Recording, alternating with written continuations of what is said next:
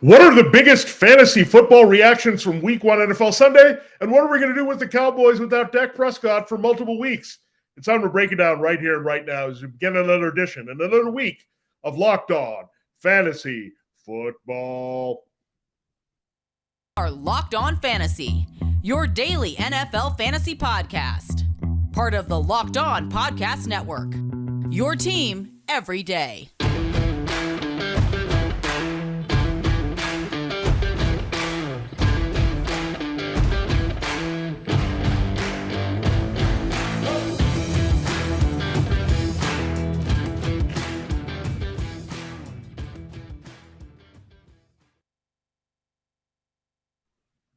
Greetings, everyone, and welcome to another edition of the Locked On Fantasy Football Podcast. As usual, I'm your host, Vinnie Iyer. When I'm not doing this, I'm writing about NFL and fantasy football for sportingnews.com. You can look at the fallout there of the week, the overreactions that we look at from Week 1, which we always do, and the power rankings are up based on the results of Week 1 so far before the Broncos and Seahawks close things out on Monday Night Football. A lot of stuff happened on Sunday. It's the first week. We're excited about a lot of things in fantasy football, but we're also disappointed about things. So we're going to break that down for you here. The most important takeaways here, the number one is the Cowboys' injury to Dak Prescott. Brutal. He's going to be out 6 to 8 weeks here. Hurt his hand late in the blowout game against the Buccaneers. The Cowboys couldn't even manage a touchdown in that game. So Tampa wins it, but a bigger loss for the Cowboys without Prescott. And their season is on life support here at 0-1 without Prescott, and now have to turn to Cooper Rush. And the offense didn't look good with Dak there for almost 4 quarters against Tampa. So that'll be our lead story we'll get into here in a moment. What we're going to do here is we'll take you through the injuries. So not just Dak. He wasn't the only one hurt of note here in fantasy football. So we'll do that first for you. And then we'll play a few games here. We'll play Panic or Patience. This is going to be looking at guys that did not have a productive Week 1 that we expected better things out of, not only in Week 1, but the season as a whole, and see what you should do with them and if we should worry a little bit about them. And then we'll look at, are you for real?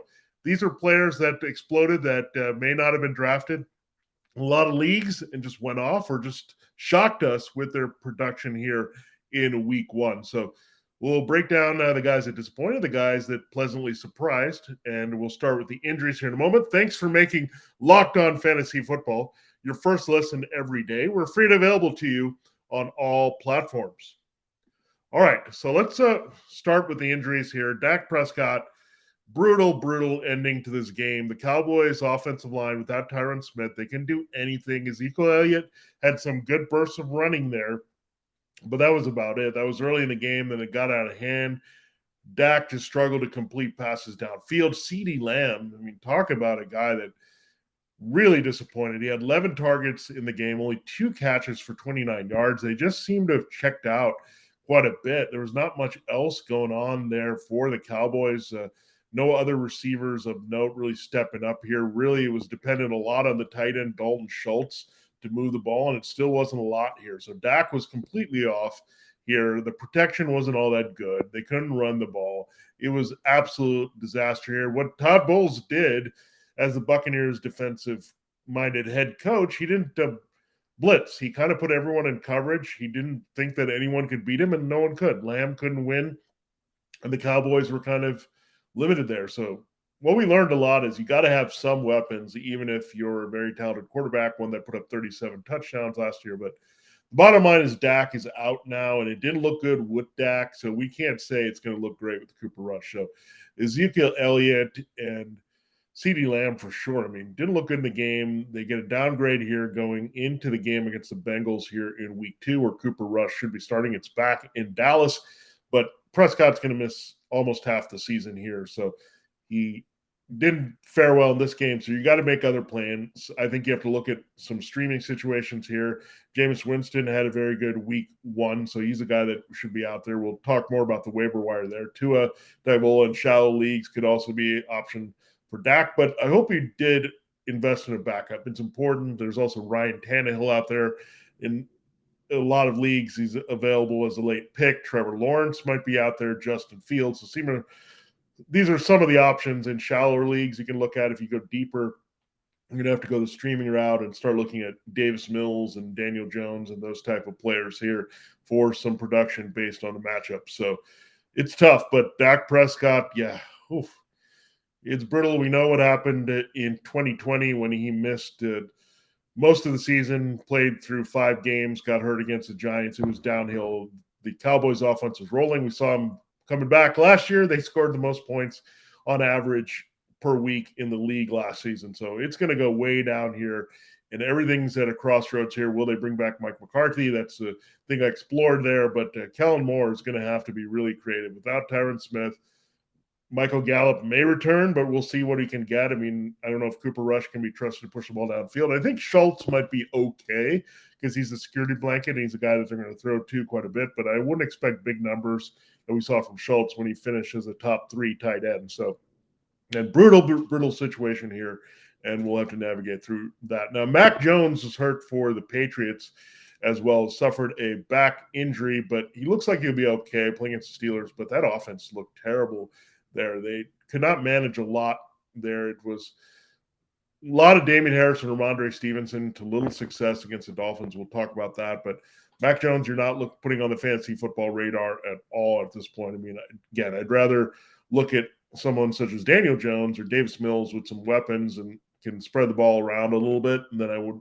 look at Mac Jones in fantasy. There's just not there anything that you're looking at that he can help you with, so I think he's a safe guy to drop here, even if that back injury is not a concern for his availability. At running back, we had a big blow here as well. I think we dodged a bullet, but it looks like Najee Harris could at least miss some time.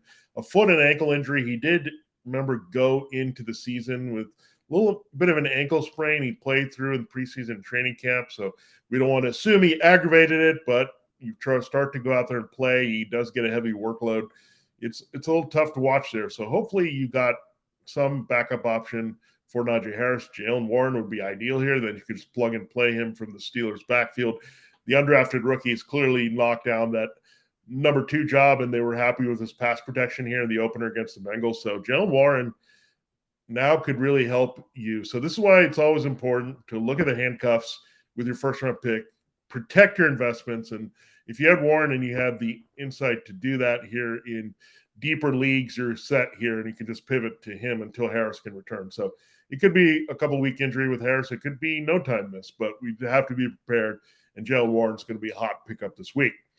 Now, in one league, I just took a flyer on Jeff Wilson Jr. when it was clear he was the number 2 back for the 49ers. They were going to cut Trey Sermon, and Tyrion Davis-Price was limited there as a rookie. So now I feel like Jeff Wilson might have a big role here. Elijah Mitchell broke down again with a knee injury against the Bears. It was the bad situations. He actually looked good running the ball, but he's kind of slight of build. I think that's been the concern with Mitchell. He's a very good zone blocking runner for the 49ers, but just is not a guy that's going to hold up if you give him big volume, and we've seen that the past 2 years. So I think it's a significant injury for Mitchell. So you'll see Wilson get a first crack, but he's a guy that's also had an extensive injury history, much like Mitchell, much like former 49er Raheem Mostert. So we'll see.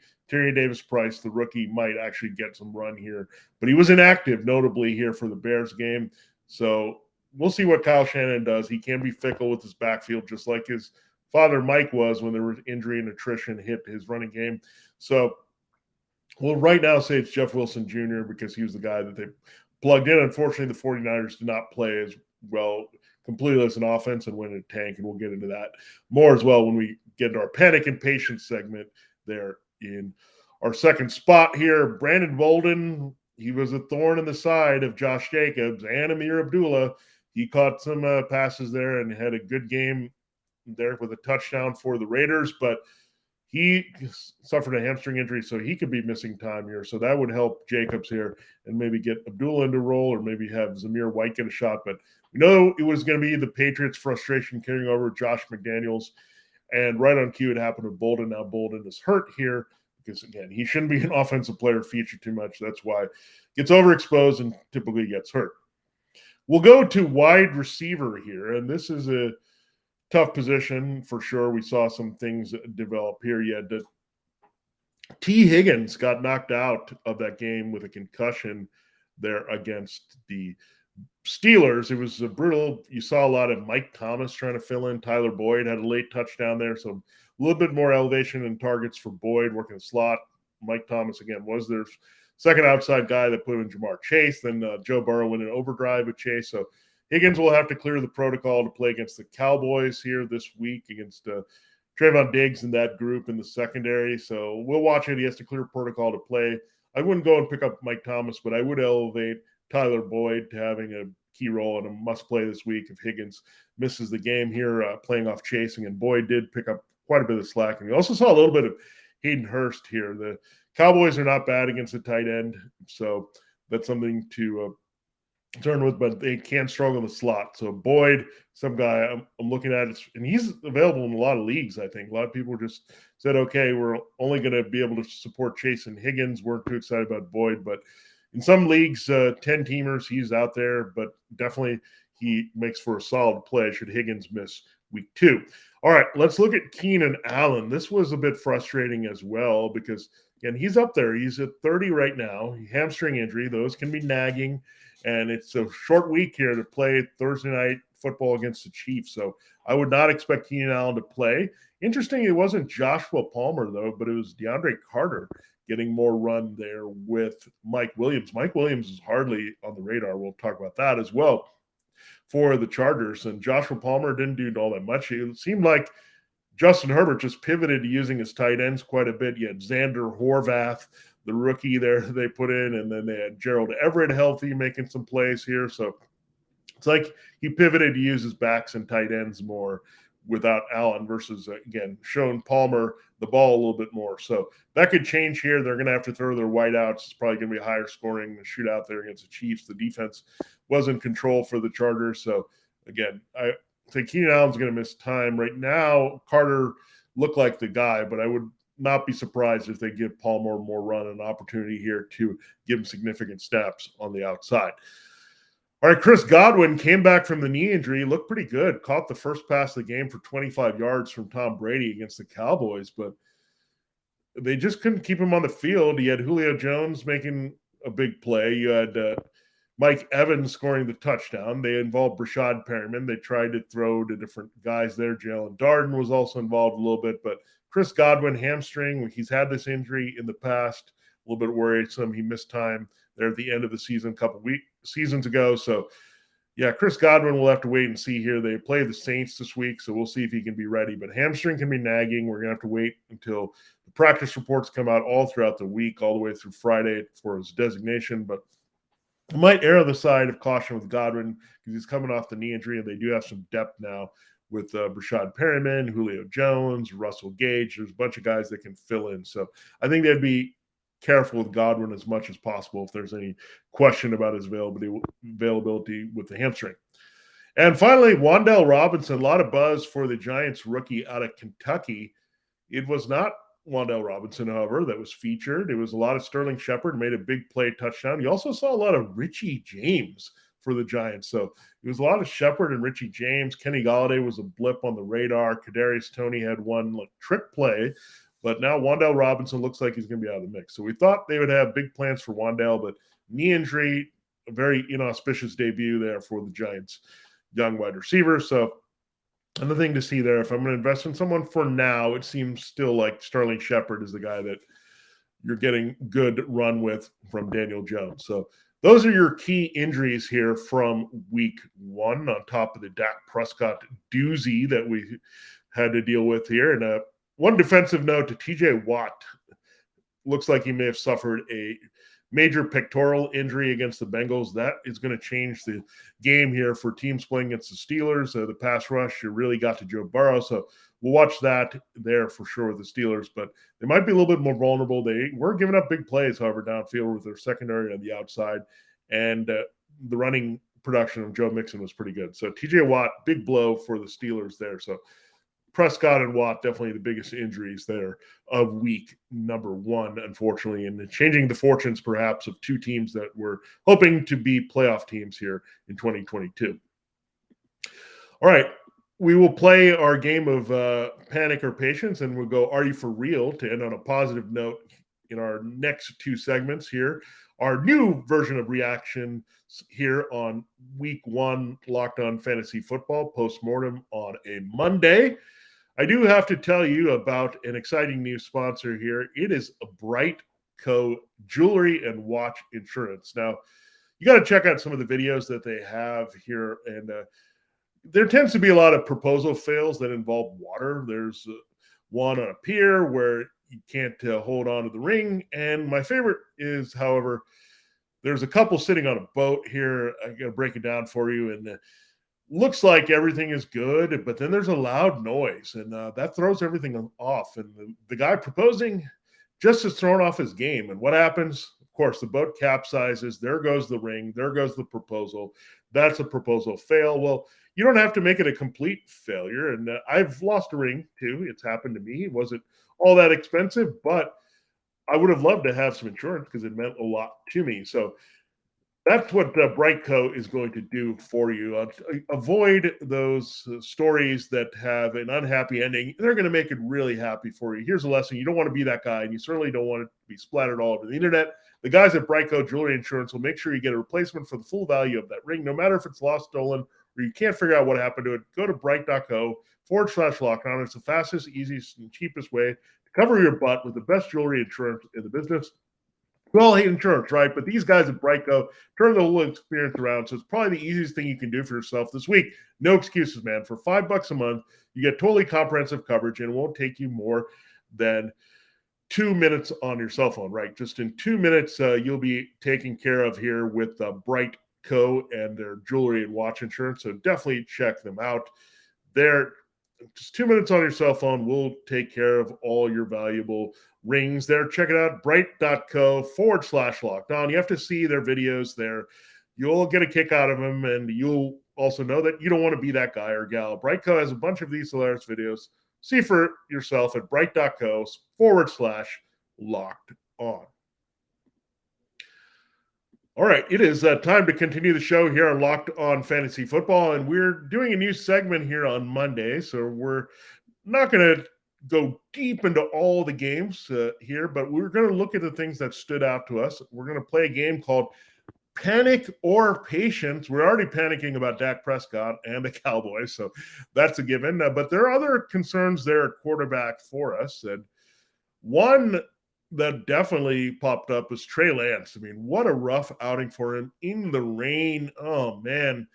It was brutal to watch. He did have 50-plus yards rushing, so we hit our prop there on PrizePicks, so that was good. We at least did that and cashed in there. But, man, it was just awful to watch. He had a couple big plays, nice throws to Jahan Jennings and Brandon Ayuk, but couldn't get anything going on the short to intermediate passes. Debo was in the sloppy rain. He lost a fumble and a promising drive here, so the pass protection broke down. Lance hold the ball too long here, so I'm a little concerned with Lance for sure going into week 2, but they play the Seahawks, so if he's not very good against the Seahawks, then we're going to start to panic here. The short week defense playing the Broncos, so it is brutal here for Trey Lance. So again, I would hold on to Trey Lance. I may look at an alternative. Hopefully you've drafted a viable backup. In one league, I have Matthew Stafford. I benched Stafford. It worked out okay that actually Lance outscored Stafford this week, but I could look at Stafford here in week 2 against the Falcons if I'm a little bit concerned. So again, hopefully you have some upside backup there that you can play until Trey Lance looks right a little bit. You might want to take a wait and see approach. You may want to make sure George Kittle's back in the lineup there. But again, the Seahawks are a great matchup. And again, he's got a high running floor. So I would show patience with Lance. I just may not start him here if I've got a strong alternative with a good matchup in week 2. All right, Aaron Rodgers, man, this was brutal as well. They only managed 7 points against the Vikings. He had that long potential touchdown to the rookie Christian Watson. Watson drops it. Romeo Doubs, the other rookie, struggled. You didn't really see Sammy Watkins do anything. No Randall Cobb, Robert Tonyan. This was pretty ugly for Aaron Rodgers, and there might be a little bit of panic here because I didn't expect David Bakhtiari and Elgton Jenkins, the 2 tackles, to miss the game, but they did. They're still hurting here. They also lost their guard, John Runyon Jr. So this offensive line crumbling. relying a lot on Aaron Jones and A.J. Dillon, not as runners only, but as receivers as well. So that's not going to push the needle there. And Rodgers also threw an interception. That doesn't happen very often, but a bad, maybe frustration downfield pass to Harrison Smith there. So, yeah, I think I'm going to be more of panic in this mode. I mean, we drafted him pretty low, so hopefully you're not relying on him. And again, you can have some alternatives that you don't have to worry about the return on investment. Same thing with Lance, that you should have someone else there, but man, you can't look at Rodgers right now and feel very confident. They're playing the Bears. The defense overachieved there with their new scheme just against Lance here on Sunday night. So Rodgers does own the Bears, so that can help us a little bit. But overall, I think it's time to panic a little with Aaron Rodgers. With Tom Brady, I'm going to show a little bit of patience here. The Cowboys weren't competitive all in this game with Dak Prescott being ineffective before he got hurt. So they ran the ball a lot with Leonard Fournette. They ran like nuts, and they were doing a great job of it. Brady took a lot of shots downfield that weren't completed. You did get a touchdown pass there to Mike Evans. What else is new? He's the guy that he looks at most in the red zone. But you can't discount the fact that Rob Gronkowski's gone. Now you might have Chris Godwin gone for a little bit. But Brady, again, plays the Saints, his nemesis there, as he's been in Tampa Bay. So a little bit concerned, but their Saints defense didn't look all that dominant there against the Falcons. So something to watch, but I'm going to have more patience because it's been the case with Tom Brady. Always be patient with Brady because he can always come through for you big time, as we've seen in the past. All right. So those are a look at our quarterbacks with panic or patience. Let's turn to running backs. Najee Harris, we're going to be patient. Look, on top of the injury, the Steelers' new look offensive line wasn't great. They lost their center, Mason Cole, to an injury. They were using some kind of weird two tight end combination with Pat Freiermuth and Zach Gentry. Mitchell Trubisky didn't look all that good, but I'm going to be patient with Najee Harris. May need to replace him with Jalen Warren initially, but something we're looking at for sure, that the Steelers' offense is going to get better. I think they need to get Kenny Pickett in there, and hopefully we'll see him sooner rather than later if Trubisky doesn't play well. Unfortunately, they won the game against the Bengals, so that might give Trubisky a longer hook here before Mike Tomlin makes the change. He says he wants to play Trubisky the whole season. Let's not hope so. It didn't look that great. And you can throw George Pickens into that mix. It was just brutal to watch Pickens out there. Didn't get the opportunities. Chase Claypool all of a sudden became relevant as a runner and receiver. So Steelers offense, I'm going to practice a little bit patience there, and hopefully we get Pickett there to help us with Pickens and the rest.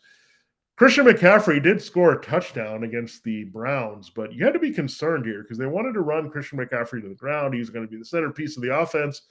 Baker Mayfield looked terrible for a while. The pass rush of the Browns and Myles Garrett got to him, but then he warmed up a little bit, had the rushing touchdown, had the throw downfield there for another long score to Robbie Anderson, but it was bad here for CMC and one DJ Moore. So it was weird. I mean, when you try to stay in a game and you come back, that McCaffrey and Moore were not involved as much. So I don't know what this offensive identity is for the Panthers, but I don't like it. We're going to practice patience because he's CMC and he's healthy. But yeah, it was definitely concerning there that he was a bit touchdown dependent. And I don't know how good this Panthers offense can be, but it was a bit of a roller coaster ride as expected right away with Baker Mayfield.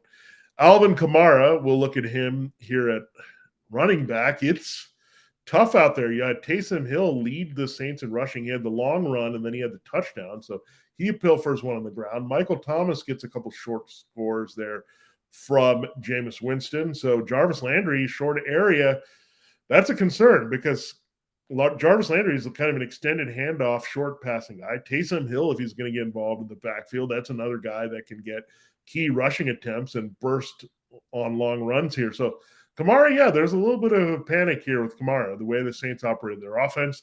They were so reliant on the checkdowns. They were willing to work in Hill.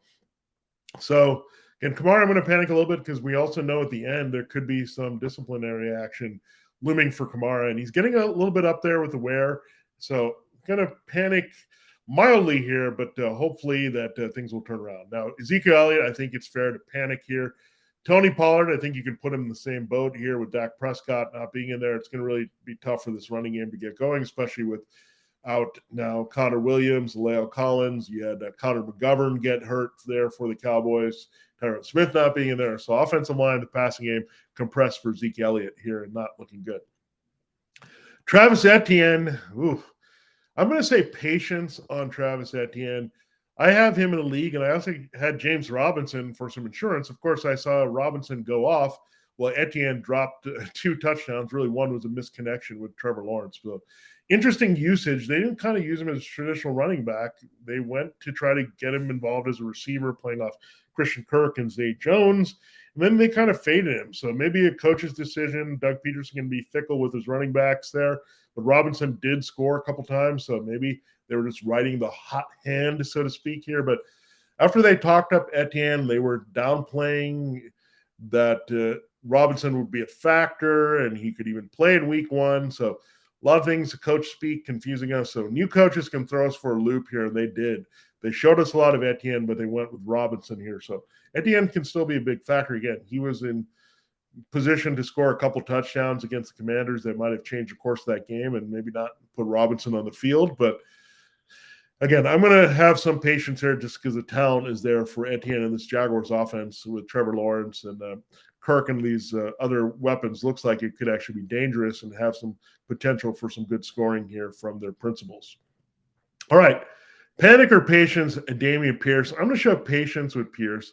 Rex Burkhead did get too many significant touches in a game where the Texans had a positive game script. So you thought they would go be downhill running with Pierce, but Davis Mills was a bit of a problem. He got some passes downfield, and so was O.J. Howard, that they finished a couple drives with him catching touchdowns all of a sudden. So I think Pierce will get his, but he's got to be a little bit rushing and scoring dependent here because, again, they're insistent on using Rex Burkhead. It's the Patriots connection there, but Burkhead also, guys, ancient. He could also break down. So we might need something to happen to Burkhead or fade him a little bit more for them to trust him, Pierce that is, as a key runner here.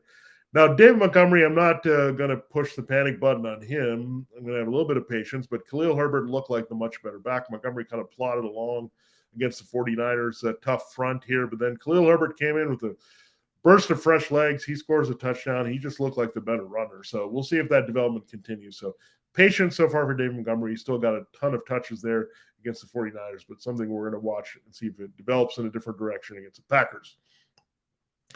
Our next person that we're going to bring up here is the combination of Damian Harris and Ramondre Stevenson. They looked good in bursts here, but not enough there from the Patriots running backs, and we kind of expected them to be bread and butter what they do. I think they are, but we need to see a little bit more. So Steelers, good matchup here in week 2. They allowed a lot of Joe Mixon yardage, rushing and receiving, so that should help both these guys get in track. So I'm saying patience with Harris and Stevenson. CeeDee Lamb, go ahead and panic. He didn't look very good when he only catch 2 of 11 targets and seemed disinterested. He could be pulling an Allen Robinson circa 2021 with Cooper Rush in there. So they need Lamb to get going. I think he'll be okay, but it's kind of Amari Cooper with the Jacoby Brissett. You just can't really say Lamb is going to get the targets and take advantage. And he did have plenty of opportunities with Prescott and didn't come through. So Lamb, tough spot here. He has to be the number 1. He's getting a lot of attention now in coverage.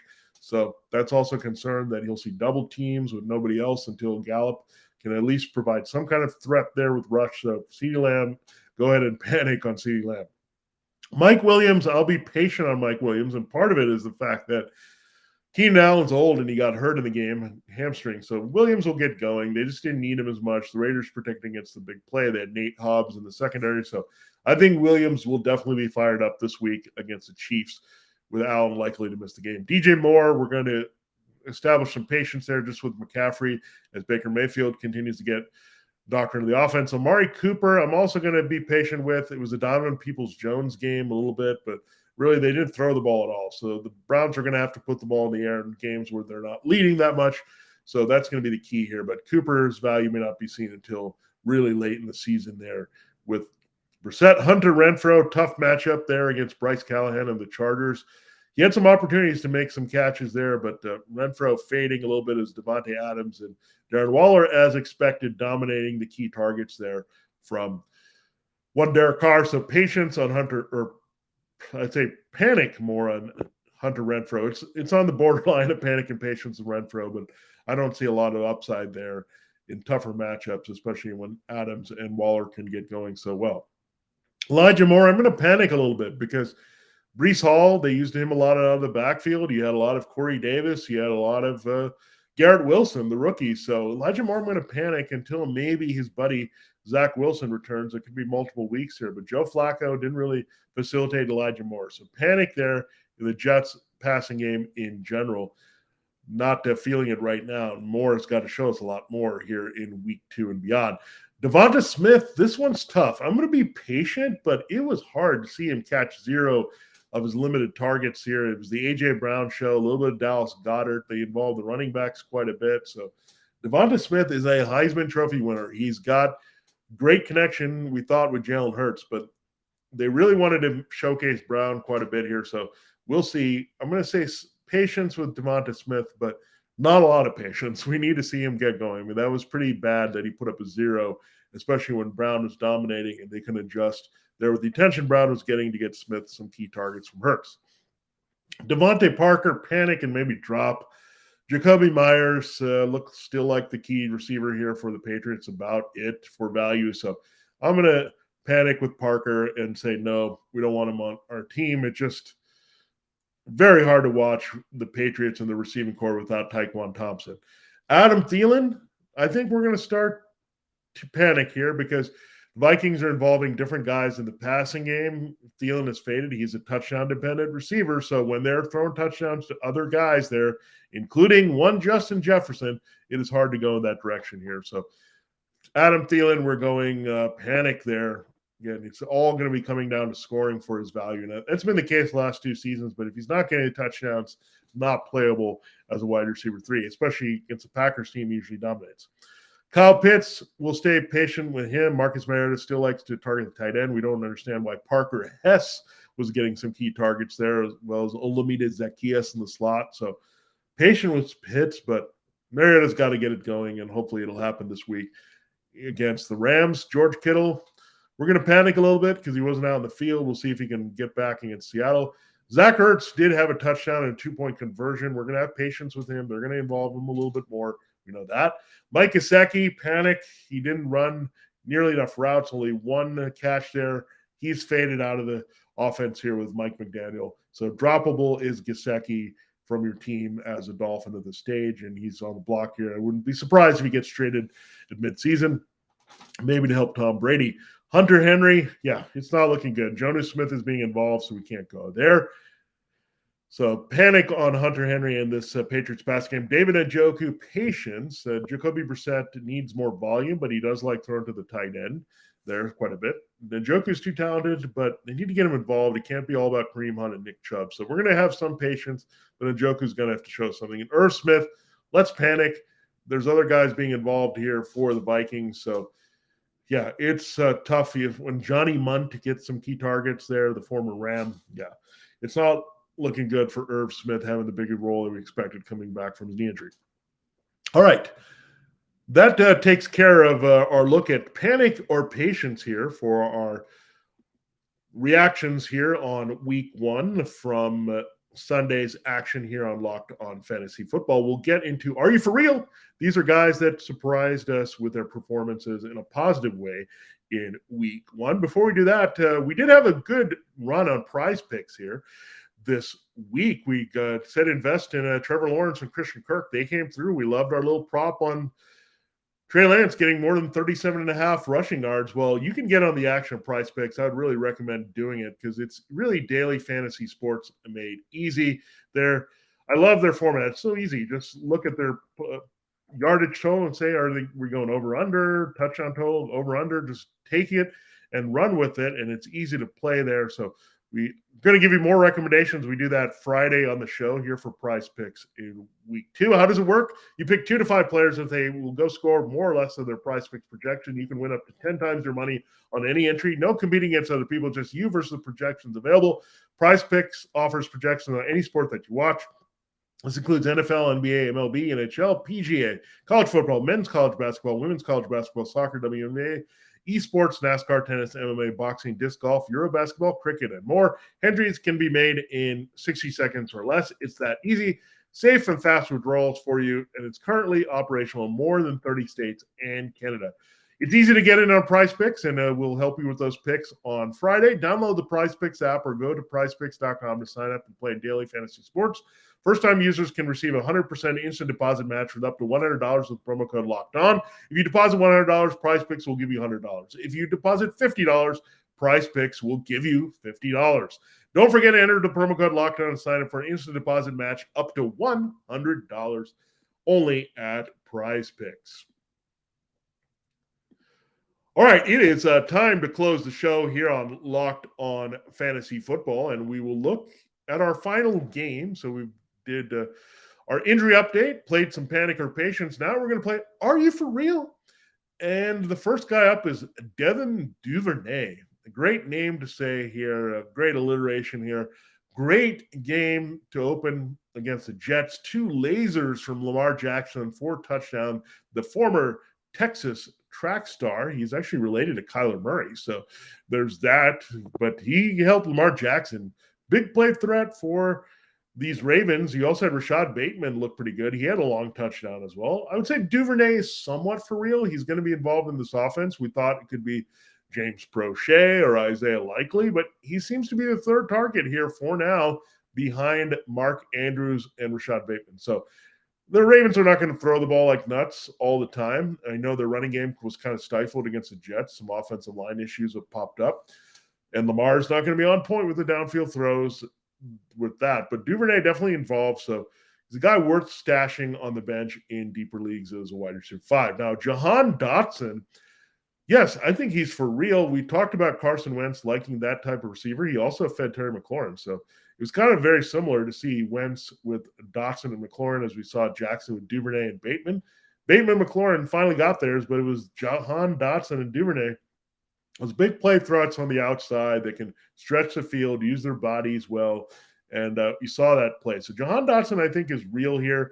He's legitimately the number 2 here that we're looking at. Even though Curtis Samuel had a good game, he's a guy that I don't think is for real. He did lead the team with 8 catches there. It's going to be a little bit matchup dependent. The Jaguars were easy to eat up a little bit everywhere on the field. I think Dotson's more the consistent volume guy that's from Wentz here on the outside. So Dotson, I think, is for real, and he should be rostered there at least as a wide receiver 4 on your teams. Jarvis Landry, some leagues he went undrafted. Some he was an afterthought late here. It's interesting. I don't know if he's going to get this volume every week. You have Michael Thomas who can eat up targets. You have Alvin Kamara we mentioned, but he did have a chemistry there with Jameis Winston. So I say he's somewhat for real. I think in PPR leagues, I'd still lean there for Landry, but standard leagues, I wouldn't go as much with Landry, but certainly should be on benches in 12-team leagues. Julio Jones, same thing. I mean, we didn't expect a lot from him, but they did use him on an end around on a play. He did have some nice catches there, especially with the Chris Godwin injury. So I think he's for real. He's going to be a key target here. They're maybe ahead of Russell Gage and Rashad Perriman behind Mike Evans there. So Julio Jones, definitely Tom Brady likes throwing to him. He might be his new Antonio Brown. Khalil Herbert, I think he's real. He's going to get more key touches here and maybe cut into more David Montgomery's work. If you got Montgomery, make sure you go out and get Herbert so you're not caught off guard when Herbert pivots to be the lead back here. Taysom Hill, no, he's not for real. He had a long run and a touchdown, but not much else there going. He's the backup tight end for the Saints. They used Thomas and Landry. Kamara had limited work, but I think that'll go up here. So Taysom Hill is going to see more run maybe as a gadget player, but I'm not seeing him as regular work in progress here. Now, we talked about Brevin Jordan, and we liked a Texans tight end to step up. We also said Nico Collins had some intrigue behind Brandon Cooks. No, it was O.J. Howard. Remember him? He was not re-signed by the Buccaneers. The Bills had him behind Dawson Knox. What do? Dump him. The Texans picking him up for depth despite having Jordan and Pharaoh Brown there in the mix. And what does he do? He scores 2 touchdowns right away. So go figure. Howard showing some of that Alabama flash there for Davis Mills downfield. So, but again, he's kind of what we saw from a Juwan Johnson in week 1 last year. This is very fluky. It's not going to happen. So not real O.J. Howard. Dontrell Hilliard, also not for real. 2 shot plays there from Ryan Tannehill. They like the matchup there against the Giants linebackers. Hilliard converts 2 receiving touchdowns there for Ryan Tannehill, so didn't get anything else from The receivers, they could use them a little bit more because, again, they're working out the receivers, Treylon Burks and the rest, but still a little bit shaky there. Dontrell Hilliard, a back that's getting limited targets and not a central piece of his offense. No, he's not for real. Robbie Anderson could be for real, but again, he's a big play-dependent guy. You need to get that matchup right here. Relied really on a 75 touchdown, but I'm going to say he's real to a degree. He's still the number 2 receiver there behind DJ Moore and really the third target there behind McCaffrey and Moore. So he's in the radar there for Baker Mayfield. So again, I would stash him a little bit, but you'd have to play the right matchup with Anderson. I don't think the Giants here in week 2 are just that with the former Panther James Bradbury. Sterling Shepard, he's for real. I mean, this is the guy they still trust most in the offense. I mean, Kenny Golladay is a disappointment. Wan'Dale Robinson now hurt here. We talked about Shepard. He was wide open for that touchdown there from Jones. So Jones still trusts him. He's the venerable one, especially with that Darius Slayton in there. So Sterling Shepard is for real and has some value as a wide receiver 3 potentially in the right matchups. Isaiah Pacheco, I'm going to say not for real. He got in. He was the buzzy guy in the preseason, but look, he's not going to get in and have mop-up duty. They're not going to dominate games, and Clyde Edwards-Helaire is not going to just blow up here in a game where they're in control and Pacheco gets some garbage touches in the end. It's not going to happen very often. I get it. He looks like the backup to Edwards-Helaire, and that's not a bad way to start here over Ronald Jones, but you're not going to do anything more with Pacheco unless you have Edwards-Helaire. You're going to look at him with a handcuff. We talked about DeAndre Carter. I don't think he's for real here. They spread the ball around. Justin Herbert did there for the Chargers with the Keenan Allen injury. I think you'll see, again, Mike Williams have a better game and Josh Palmer settle in as a key target here downfield for Justin Herbert. Donovan Peoples-Jones is on the list here. He was the leading receiver for the Browns. There's some chemistry between Brissett and Peoples-Jones for sure that we saw develop there against the Panthers. Good game there, solid. So we'll see. The Browns want to use him more. He is their number 2 receiver. It's interesting they also use Anthony Schwartz quite a bit in this game. So more diverse than we thought in the passing game the Browns were here, and they really hurt Amari Cooper. So we're going to panic a little bit with Amari Cooper there for sure. We talked about him. We're going to, however, think that Peoples-Jones is for real. I mean, you can't deny that connection. And again, he's a good field stretcher. They like him as a lot as a speedy talent here. So Peoples-Jones, loved him at Michigan. He might be more valuable than his former Michigan guy, Nico Collins, here in 2022. Zay Jones also looked like the clear number 2, paid him like that behind Christian Kirk. So Kirk looked awesome as the Jaguars won. They're working the slot all over the field. Zay Jones, pretty good there. He's worth rostering in deeper leagues. Juwan Jennings, I'm going to say not for real because, again, a lot of mouths to feed. Deebo Samuel, Brandon Ayuk, they're in that offense for the 49ers. George Kittle's going to return. Jennings can have some moments here, but can't really trust him there. And finally, we're going to look at one Greg Dortch here. Yes, Greg Dortch was the leading receiver for the Cardinals. There, Marquise Brown did have a touchdown. So did Zach Ertz. And those were the 2 scores for Kyler Murray. But Greg Dortch looks like he could have a role here. So no A.J. Green. Rondale Moore was out of lineup. So we'll see if Green can have a bigger role here. But Moore was actually hurt. Eddie Isabella, they've talked him up a little bit. We didn't see a lot of him. You also had Antoine Wesley. So this could just be a wide receiver by committee. But the only 2 targets I'm trusting right now on this team are Brown and Ertz. So there you have it. There's your fantasy football reactions from week 1. The biggest storyline for sure, Dak Prescott going down and maybe dragging the Cowboys with him. It's tough here in fantasy football. It's only been 1 week and we're already down the Cowboys. But again, hang in there. Panic is not going to do you good. Stay patient, and we're going to be for real. We're going to be for real and get this fixed and have our teams rolling here into week 2 and beyond. Thanks for making Locked On Fantasy Football your first listen every day.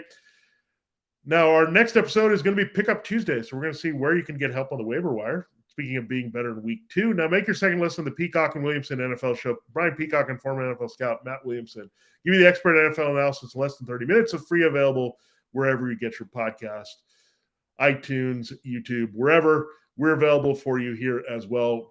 For Locked On Fantasy Football, this has been Vinnie Iyer. Have a great rest of your Monday, and we'll be back tomorrow with waiver wire advice for week 2 on Pickup Tuesday.